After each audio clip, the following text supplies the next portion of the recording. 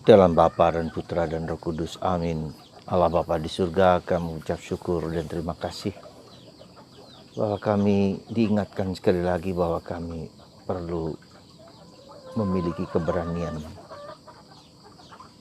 sampai bahkan mungkin mengorbankan diri dan nyawa.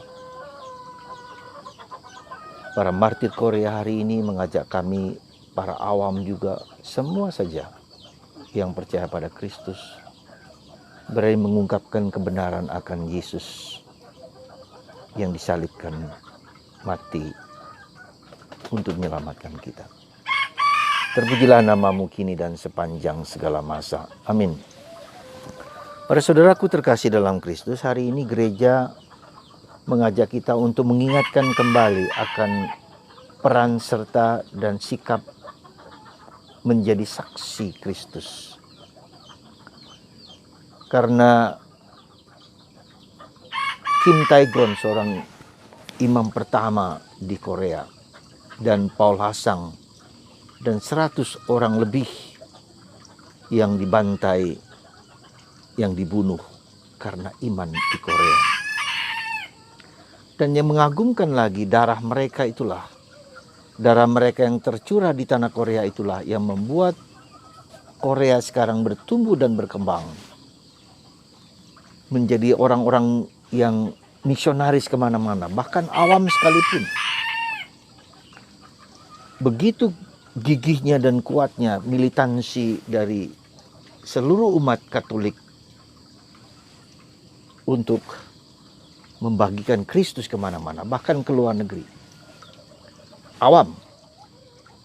Dan inilah yang sebetulnya diharapkan oleh gereja kita semua, oleh kita semua yang mengaku bahwa Yesus adalah satu-satunya penyelamat, penebus, pembebas, yang memberikan kebahagiaan, kedamaian, bukan hanya di dunia ini, tapi juga nanti di surga. Itulah saudaraku terkasih, maka perlu kita diingatkan sekali lagi bahwa bahkan kalau dikatakan selama puluhan tahun tidak ada imam di Korea, dan mereka berjalan dan Tuhan sendiri yang menjadi imam bagi mereka. Ya. Jadi saudaraku terkasih, kaum awam dan kita semua, mari kita berani mengungkapkan iman kita bukan hanya dengan mulut, tapi dengan tindakan, dengan perbuatan. Dan darah para martir Korea inilah yang kemudian memancar keluar ke seluruh dunia. Itu yang pertama, dan itulah yang boleh dikatakan kedua. Itulah terang. Terang sejati tidak hanya dengan mulut, tidak hanya dengan kata-kata, tetapi dengan perbuatan, dengan tindakan, dengan sikap hidup yang menunjukkan, yang menampilkan cahaya yang keluar dari iman kita akan Yesus. Dan terang itu adalah Kristus sendiri, dan terang itu sudah diberikan kepada kita. Ya, sudah dicurahkan ke dalam hati kita dengan Roh Kudus yang Tuhan berikan kepada kita dalam baptisan dan sakramen-sakramen lain. Jadi sekali lagi, ini semua adalah terang yang Tuhan katakan dalam Injil hari ini. Supaya terang itu bersinar. Dan sinar itu bukan hanya untuk diri kita sendiri, tetapi sinar yang indirectly, secara tidak langsung, memancarkan keluar. Dan itulah mungkin kita harus mengatakan bahwa hidup kita adalah pancaran sinar terang itu kepada orang lain, sehingga mereka melihat hidup kita. Dan tidak berarti bahwa mereka harus menjadi Katolik atau apa, tapi paling tidak teladan hidup itu membuat mereka menghayati nilai-nilai Katolik. Paling tidak. Seandainya menjadi Katolik karena Tuhan sendiri yang menggerakkan hati mereka, bersyukurlah. Dan itu yang, ketiga, bagaimana supaya orang bisa menjadi terang, dan terang yang telah Tuhan berikan dalam diri kita itu memancarkan sinar-sinar kebaikan kepada orang lain. Yesus mengatakan, perhatikanlah cara kamu mendengarkan. Sekali lagi, perhatikanlah cara kita mendengarkan. Coba kita perhatikan bagaimana kita mendengarkan sabda Tuhan, bagaimana kita mendengarkan orang lain, bagaimana kita mendengarkan situasi di sekitar kita. Terlebih bagaimana kita mendengarkan batin kita yang terdalam. Ya, nah itu kemarin dalam bacaan diterangkan tentang tabur benih. Benih itu tumbuh ketika ada tanah subur, kesediaan untuk mendengarkan, kemauan untuk mendengarkan, kemauan untuk menangkap, ya, kesediaan itu penting sekali. Tanah subur atau tanah berduri atau tanah berbatu-batu, di mana orang hanya mengikuti apa yang menjadi kehendaknya sendiri, ya. Dan itu kombinasi dari semua itu ada dalam diri kita. Bagaimana saya mendengarkan bahwa saya juga keras kepala, bagaimana saya penuh kegelisahan dengan kehendak dan kemauanku sendiri untuk mengikuti apa yang kuinginkan, seperti duri, kecemasan akan masa depanku. Nah, itu tergantung kita mendengarkan apa yang ada dalam batin kita dan apa yang ada di luar diri kita. Mendengarkan apa yang dikatakan dan tidak dikatakan oleh orang lain. Itu penting juga supaya kita tidak hanya mendengarkan apa yang orang katakan, tapi yang tidak dikatakan di balik kata-kata itu. Nah, disitulah sekali lagi dibutuhkan tanah yang subur, ya. Tapi ketika ada tanah yang tidak subur, kita juga harus sadar, oh ada tanah yang subur. Kemarin saya baru menyadari dalam batin saya sendiri, dalam pikiran saya sendiri, muncul perasaan, ternyata selama ini saya tidak cukup serius dalam hidup meditasi saya. Loh, saya bertanya, kenapa begitu? Kenapa muncul perasaan dan sikap seperti itu? Ya karena saya tidak cukup mendengarkan sabda Tuhan. Ya, kemarin mulai terpikir ada satu ungkapan dalam batin, kamu tidak cukup meditasi karena kamu tidak mencoba mendengarkan sabda Tuhan dengan baik. Kemarin saya merenungkan tentang bahwa Yesus mengajarkan secara pribadi tentang penderitaannya. Ya, tentang penderitaannya. Dan itu secara pribadi, dan para murid tidak mendengarkan itu. Mereka punya dunianya sendiri. Karena ada batu, ada duri, di mana mereka ingin menjadi terkemuka, menjadi hebat, menjadi pendahulu, menjadi berjasa. Tetapi Yesus tidak marah, justru Yesus menanggapi apa yang menjadi pikiran mereka dengan mengatakan, kalau kamu menjadi yang terdahulu harus melayani, harus di bawah. Nah, cukup itu, hanya di situ? Belum. Nah, disitulah aspek diam dan hening dan sunyi. Kita bertanya, dan saya bertanya, Tuhan, apakah aku siap menderita?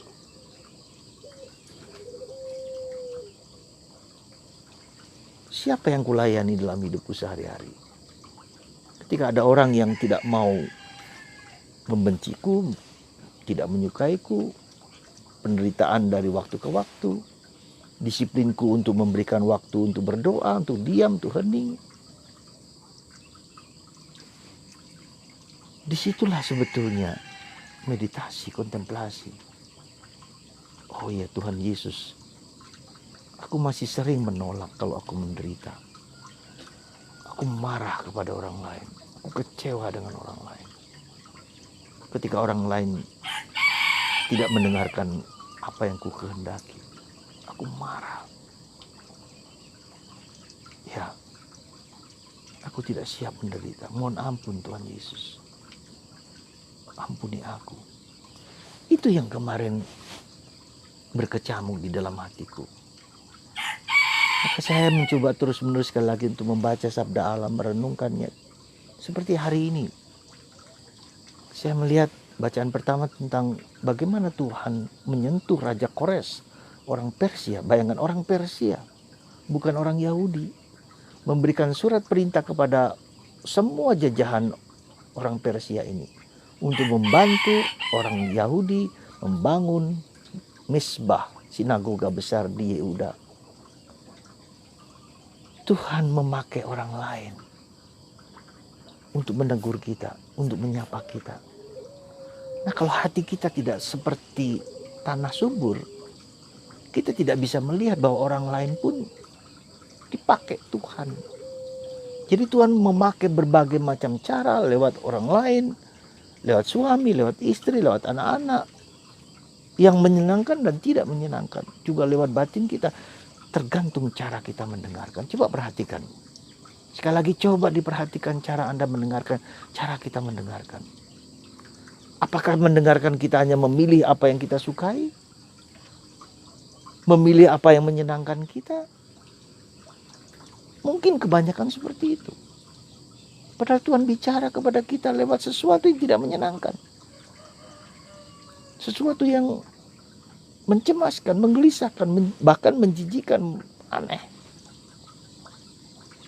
Untuk membuat hati kita menjadi tanah subur, atau kita tetap menjadi tanah yang berbatu-batu, yang berduri-duri. Ya monggo, silahkan. Sekali lagi saya hanya mengatakan, Anda kita tumbuh dan berkembang kalau kita tahu cara kita mendengarkan.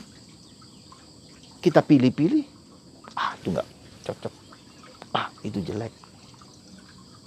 Tapi coba, justru dalam kejelekan, dalam musuh kita, Tuhan bicara. Coba lihat, perhatikan salib Tuhan Yesus, jahat, jelek. Menerima salib itu sebagai salib, baru tahap pertama. Tapi mendengar salib sebagai cinta Tuhan, nah itu mendengarkan dengan deep and compassionate listening. Deep and compassionate listening. Mendengarkan dengan dalam dan penuh belas kasih. Semoga Anda dan saya mendengarkan suara Tuhan.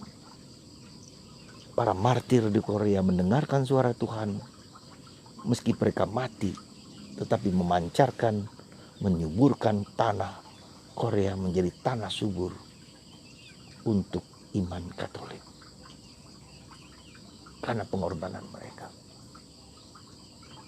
Kita juga mendengarkan kehendak Tuhan, bahkan ketika menyakitkan sekalipun. Demi kebaikan diriku, orang lain, dan siapapun. Karena mendengarkan suara Tuhan. Semoga hati kita peka dan tajam mendengarkan Tuhan dalam keseharian. Lewat peristiwa apapun. Tuhan memberkati Anda semua. Menguatkan Anda dan membuka hati kita akan rahmat Tuhan dalam Bapa dan Putra dan Roh Kudus. Amin.